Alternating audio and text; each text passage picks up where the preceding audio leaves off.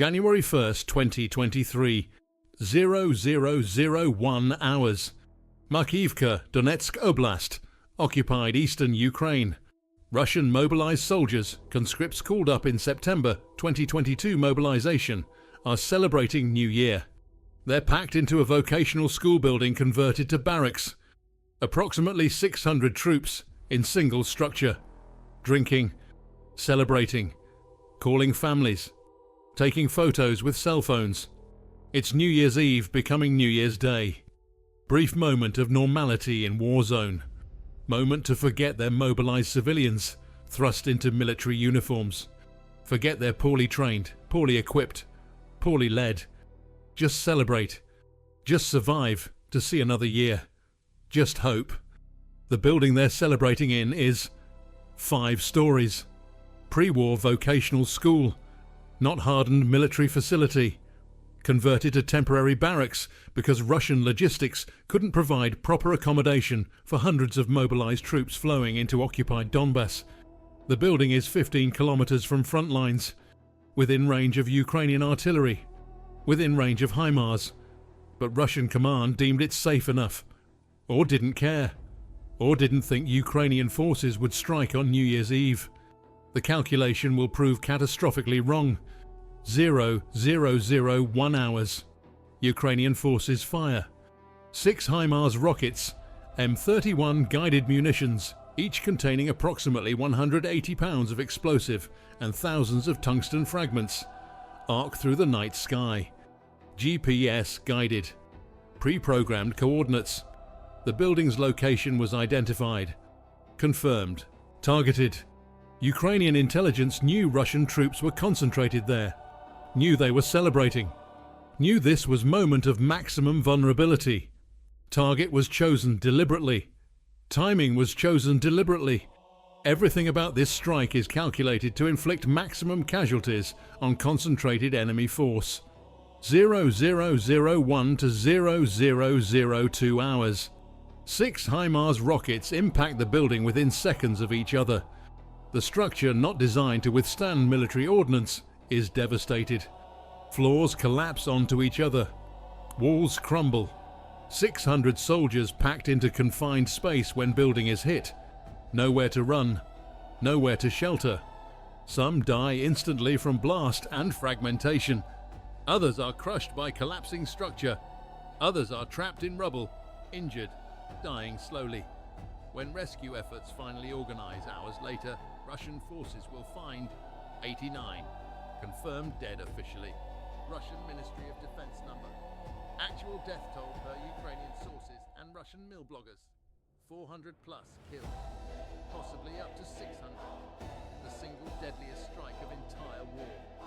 All happening in first minutes of New Year.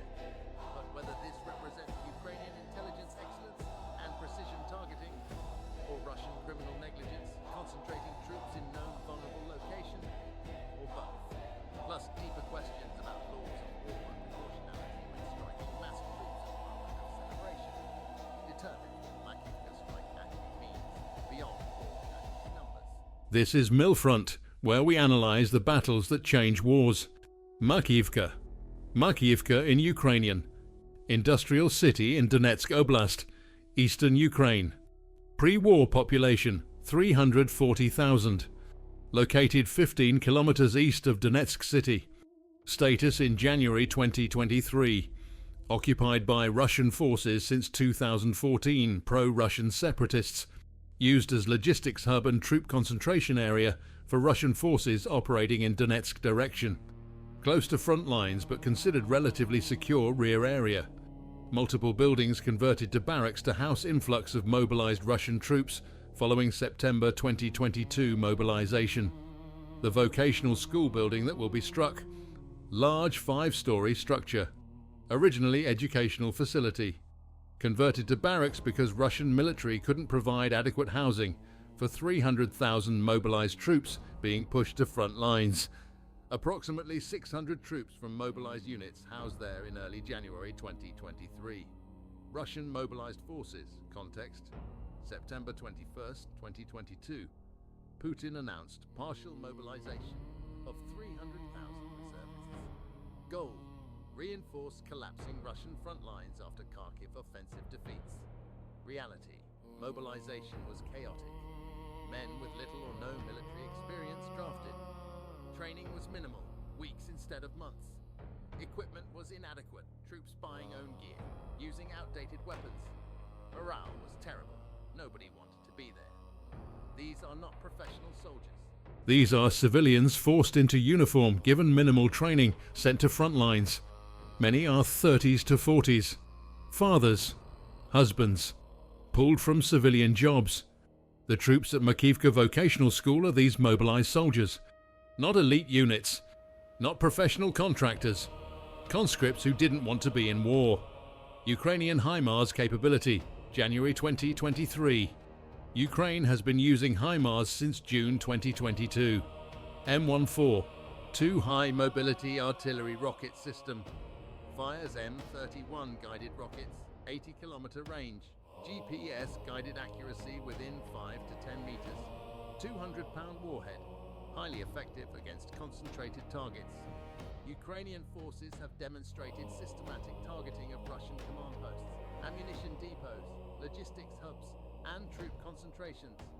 HIMARS has become decisive weapon, forces Russian forces to disperse, constrains logistics, inflicts significant casualties. By January 2023, Ukrainian forces have refined targeting process. Intelligence identifies target. Coordinates confirmed. Strike plan. Execution is quick, precise, devastating. Makiivka will be textbook application. 3 questions. We'll answer them at the end. Was Makiivka strike primarily Ukrainian intelligence and targeting excellence? Or was it Russian command negligence, creating targets so obvious and vulnerable that any competent military would strike? Is striking concentrated troops during New Year celebration legitimate military targeting? Or does timing raise ethical questions about proportionality and unnecessary suffering even in lawful warfare? And the critical one, does Makiivka's massive casualty toll represent strategic impact, degrading Russian combat power? Or is it tactical success without strategic significance, since Russia can absorb casualties and continue operations?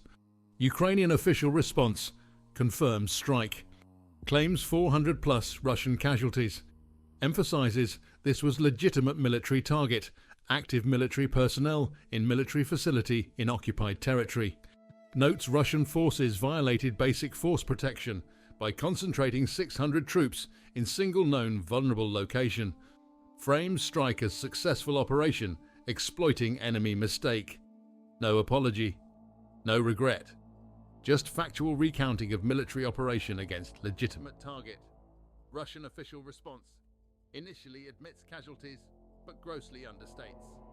Ministry of Defense claims 89 dead. Admits troops were housed inappropriately. Blames local commanders for concentrating forces. Blames troops for using cell phones, suggesting Ukrainian forces tracked phone signals to locate target. Eventually acknowledges this was major failure, but minimizes casualty count for domestic propaganda. The admission of any error is unusual. Suggests casualties were so large they couldn't be hidden from families who lost relatives. Russian mill bloggers and alternative sources rage at Russian command. Claim actual casualties of 400 to 600+ dead plus hundreds wounded. Accuse military leadership of criminal negligence. Detail how troops were packed into building against all force protection doctrine. Describe how nobody dispersed troops despite obvious vulnerability. Ask why ammunition was stored in same building as troops, leading to secondary explosions. The criticism from pro-Russian sources is damning. When your own side says leadership failed catastrophically, failure is undeniable. International response: Western intelligence confirms large-scale casualties. Human rights observers note this is legitimate military targeting under international law, active combatants in military facility. Some question timing. New Year's strike seems deliberately chosen for psychological impact. But consensus: this was legal military operation. Tragic for victims, but legal. And predictable result of Russian force protection failures. Stay with me. What happens in the hours before strike reveals this wasn't lucky hit. This was systematic targeting process, exploiting Russian vulnerabilities that were visible, known and ignored. December 30 to 31, 2022. The setup. Russian forces continue housing 600 mobilized troops in vocational school building in Makiivka. This concentration violates basic military doctrine. Don't mass troops in single vulnerable location within enemy artillery range. Disperse forces to reduce casualties from single strike. Use hardened facilities if available. If not available, disperse into multiple smaller positions. Russian forces do none of this. 600 troops. One building. 15 kilometers from front lines. Within HIMARS range. Concentration is maintained for days, possibly weeks. Ukrainian intelligence detects concentration. How? Multiple possible sources. Source 1. Visual surveillance. Drones, satellites, ground observers. Building is visible. Large numbers of troops moving in/out is observable. Pattern of activity indicates military use. Source 2. Signals intelligence. Russian troops using cell phones. Calling families. Using social media. Each phone call and message can be geolocated. High concentration of Russian phone activity at single location indicates troop concentration. Russian military repeatedly warned troops not to use phones. Warnings ignored. Ukraine exploits this. Source 3. Human intelligence. Local Ukrainian residents in occupied territories. Partisans observing Russian activities. Reporting concentrations. Providing targeting information. Russian occupation cannot secure territory completely. Locals often support Ukraine, provide intelligence. Source 4. Western intelligence support. US. And allied satellites. Signals intelligence, reconnaissance assets. Information shared with Ukraine. Target identification supported by NATO ISR capabilities. Not publicly acknowledged, but likely. Ukrainian forces confirm target. Verify troops are present. Calculate optimal timing. New Year's Eve into New Year's Day. Maximum troops present, no operations, everyone celebrating. Guard is down, focus on celebration, not security. Response will be slow, everyone drinking, coordination degraded. Psychological impact is maximum, striking at moment of hope and celebration. The timing is chosen for all these reasons.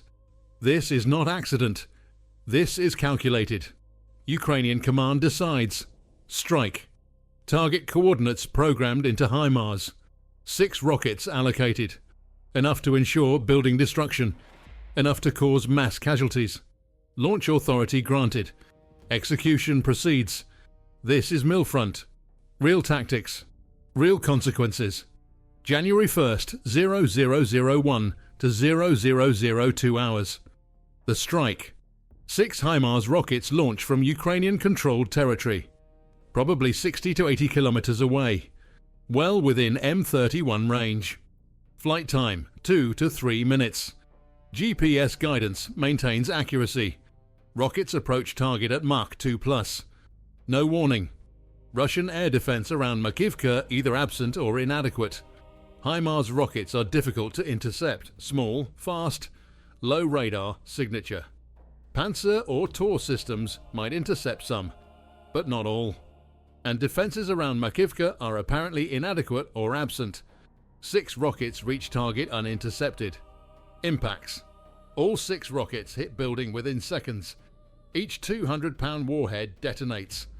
Blast tears through walls and floors. Fragmentation shreds everything in radius. Building structure fails. Floors collapse onto lower floors, pancaking structure. 600 troops inside have no warning. First rocket hits before anyone can react. 5 more impacts compound devastation. Building partially collapses. Fires start. Secondary explosions, ammunition stored in building detonates. Explosions continue for minutes. Fuel, ammunition, equipment, everything combustible burns or explodes. Soldiers trapped in rubble. Buried alive. Crushed. Burned. Dying. Russian response is slow and chaotic. Rescue efforts are disorganized. Equipment is inadequate. Local commanders are killed or incapacitated. Troops trying to rescue comrades are themselves traumatized, possibly injured. Fires prevent access. Collapsed structure makes rescue nearly impossible. Hours pass before organized rescue begins. By then, many injured have died. Casualty count climbs as bodies are recovered over following days. Casualty breakdown, estimated from various sources. Russian official, 89 killed. Obviously understated. Political necessity to minimize disaster. But admission of any casualties is significant. Usually Russia reports nothing. Ukrainian claims 400 plus killed, based on intelligence estimates of troops present and strike effectiveness. Probably accurate order of magnitude. Russian mill bloggers, 400 to 600 killed, 300 plus wounded. Based on reports from soldiers on ground, families of victims, local sources. Probably most accurate estimates available. Actual casualties, impossible to know precisely. Russia won't release accurate figures, but evidence suggests 300 to 500 killed is realistic estimate. Single HIMARS strike killing 300 to 500 troops is unprecedented. Largest single strike casualty event of war. Possibly largest single artillery strike casualty toll in decades of warfare globally. The scale is enormous. Why were casualties so high? Multiple factors. Factor 1. Concentration. 600 troops in single building. If dispersed across 10 buildings, same strike kills 60 to 100 instead of 400 plus. Concentration multiplied casualties catastrophically. Factor 2. Building vulnerability. Civilian structure. Not hardened. Collapsed under blast. Purpose-built military facility might have better survival rates. Vocational school had 0 protective features. Factor 3. Timing. New Year's celebration. Troops concentrated in common areas. Drinking. Distracted. Not in defensive positions or shelters. Maximum vulnerability. Factor 4. No warning. HIMARS gives no warning. No air raid siren. Just sudden impact. 0 time to take cover. If troops had even 30 seconds warning, casualties would be lower. They had 0 seconds. Factor 5. Ammunition storage. Russian forces apparently stored ammunition in same building as troops. Secondary explosions from ammunition compounded casualties. Catastrophic logistics failure. Factor 6. Inadequate air defense. Building apparently lacked dedicated air defense protection. All defenses were inadequate. 6 HIMARS rockets all hit. Even 50% intercept rate would halve casualties. 0% intercept rate meant maximum casualties. All these factors are Russian failures. Ukrainian forces executed competent strike, but Russian failures transformed competent strike into catastrophic massacre. This pattern appears repeatedly in war. Ukrainian competence meets Russian negligence, producing disproportionate results. Strategic implications of Makiivka strike. Implication 1. Casualty impact. 300 to 500 mobilized troops killed. These are not replaceable easily. Each represents family destroyed. Each represents political problem for Russian government. Mobilization was already unpopular. Massive casualties from single strike compound domestic opposition. Russian military cohesion under stress. Implication 2. Morale impact. Catastrophic. Russian mobilized troops already have terrible morale. Makiivka shows they're expendable. Command doesn't protect them. They can die hundreds at a time because leadership is incompetent. Morale among mobilized troops plummets further. Desertion increases. Refusal to fight increases. Effectiveness degrades. Implication 3. Force protection changes. After Makiivka, Russian forces finally implement better dispersion. Stop concentrating troops in single buildings. Improve shelters. Enhance air defense. Restrict cell phone use more strictly. These changes should have been implemented months earlier. Makiivka finally forced adaptation. But adaptation came at cost of 400 plus lives. Implication 4. Political impact. Families of dead soldiers blame Russian government. Blame military command. Public anger increases. Russian authorities try to suppress criticism, but can't completely. Opposition to war increases slightly, not enough to change Russian policy, but adds to cumulative pressure. Implication 5.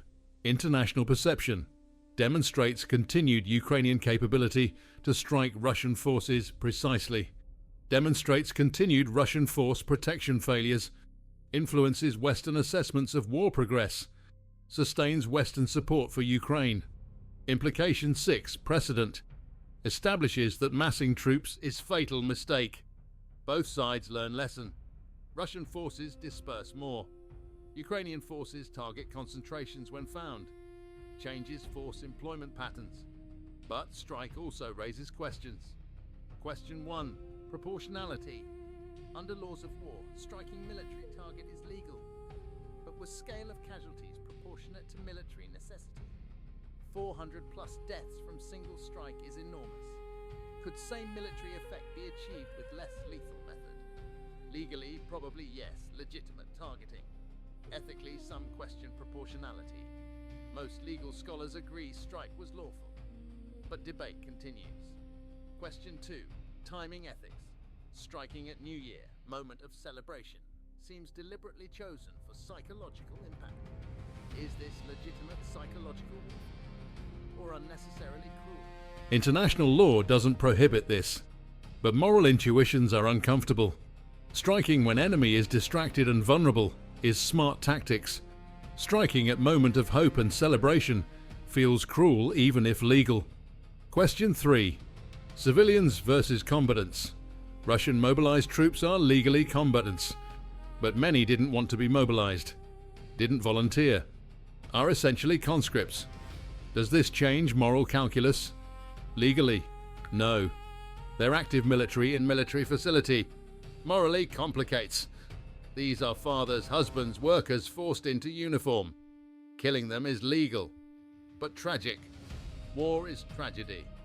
Makiivka exemplifies this. These questions don't have easy answers. Strike was legal. Strike was militarily effective. Strike was predictable, result in Russian failures. But human cost is staggering. Tragedy is real. Both things are true simultaneously. Let's answer the 3 questions now. Was Makiivka primarily Ukrainian excellence or Russian negligence? Primarily Russian negligence, creating target that Ukrainian competence exploited. Breakdown. Ukrainian contribution, 30%. Good intelligence. Target identification. Strike planning. Timing selection. Precision execution. All professional, competent military work, but not exceptional. Any military with HIMARS and decent intelligence could do this. Ukrainian forces did what military should do. Identify enemy concentration, striking effectively. Russian contribution, 70%. Catastrophic failures creating vulnerability. Concentrated 600 troops in single building within enemy artillery range. Used civilian structure with zero protection. Stored ammunition with troops. Maintained concentration for extended period. Ignored force protection doctrine. Allowed troops to use cell phones revealing location. Failed to provide adequate air defense. Every aspect of force protection was violated. These failures created disaster. Ukrainian strike was competent. Russian negligence was criminal. Conclusion: Ukrainian forces deserve credit for competent operation, but Russian command deserves blame for creating situation where competent strike caused catastrophic casualties. The responsibility is Russian. Ukrainian forces exploited it as any military would. Is striking troops during celebration legitimate or ethically questionable? Legally legitimate. Ethically complex. Analysis. Legal perspective. International law permits striking military targets at any time. Enemy combatants don't get immunity because of holiday or celebration. Military operations continue regardless of calendar. Striking when enemy is distracted and vulnerable is smart tactics. Nothing in international law prohibits this. Strike was legal. Ethical perspective. Targeting moment of celebration seems deliberately cruel for psychological impact. Not illegal, but morally uncomfortable. Reasonable people disagree whether psychological warfare targeting morale is ethical, even when legal. Some argue war is brutal, Enemy weakness should be exploited. Enemy would do same to us. Others argue unnecessary psychological cruelty, even if legal, is wrong. Both perspectives have merit. No consensus. Practical perspective. From purely military standpoint, timing was optimal. Maximum enemy concentration. Minimum defensive posture. Maximum casualties per strike. Achieves military objective efficiently. This is what military forces do. Optimize lethality against enemy. The fact that enemy was celebrating is operationally irrelevant. Relevant only psychologically. Conclusion. Strike was legal. Strike was militarily optimal. Strike was morally complex. These aren't contradictory. War is morally complex. Legal doesn't mean comfortable. Effective doesn't mean righteous. Makiivka is legal, effective, tragic, and uncomfortable all at once. This is war. And the critical question, does Makiivka have strategic impact or just tactical casualties? Limited strategic impact despite massive tactical casualties. Explanation. Tactical impact is undeniable. 300 to 500 Russian troops killed, equivalent to losing entire battalion. Significant immediate loss. Local combat power reduced. Units must be reconstituted. Morale damaged. These effects are real and significant. Strategic impact is limited. Russia has deployed 300,000 plus troops to Ukraine. Losing 500 is 0.16% of force. Mathematically insignificant at strategic level. Russia can absorb these casualties and continue operations. Has absorbed